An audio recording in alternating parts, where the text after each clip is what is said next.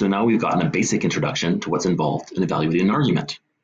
But outside of philosophy classes, when arguments appear in the wild, they don't come labeled with premises and a conclusion. So in order to put arguments into the form that they need, in order for us to evaluate them, we're going to have to learn to reconstruct them from what people say. When I talk about encountering arguments in the wild, I of course don't mean the jungle or the high Sierra.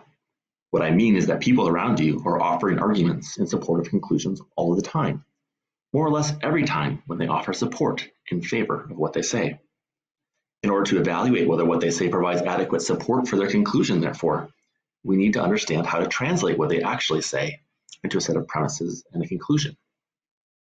In this video, we're going to learn a three-step process for reconstructing arguments from anything that someone says.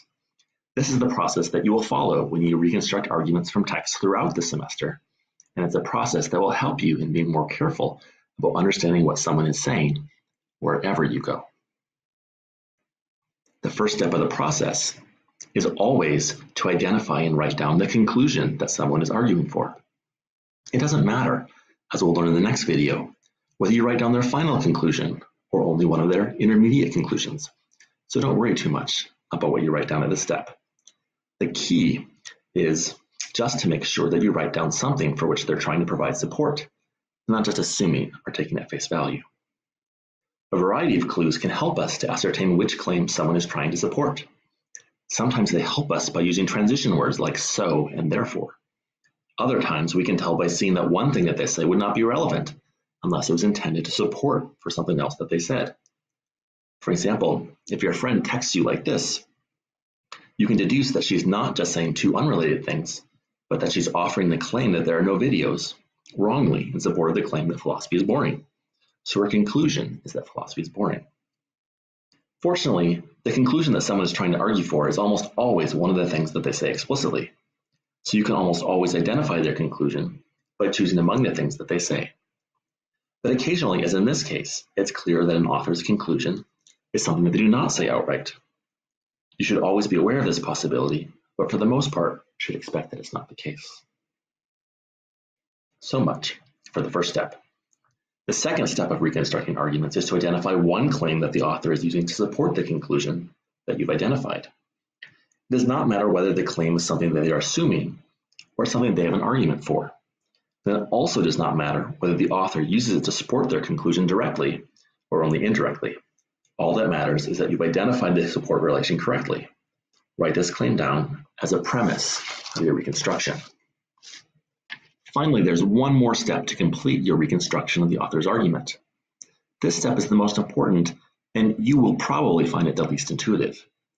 What you'll be tempted to do when I ask you to reconstruct an argument is to keep on listing things that the author says in support of their conclusion as premises of their argument.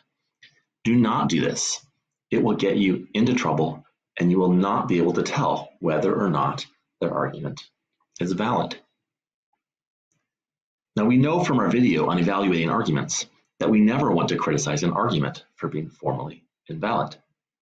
So we will employ the constraint that we always reconstruct an author's argument as formally valid, even if they do not explicitly say all of the premises that are required in order to make their argument formally valid. Therefore, in order to make your reconstruction formally valid, the third and final step is to write down the conditional whose antecedent is your first premise and whose consequent is your conclusion. Now you have a formally valid argument that accurately characterizes at least part of the argument that your target was trying to make. Even if they do not say everything in your argument explicitly, they are committed to thinking that they are all true. You've accomplished the main task of reconstructing an argument. Of course, you may not have captured everything that was part of your author's argument because they could have been giving a compound argument. In our next course video, we will learn how to level up our skill of reconstructing arguments into reconstructing complex passages that convey compound arguments. But for now, you have learned the most important skill for reconstructing arguments.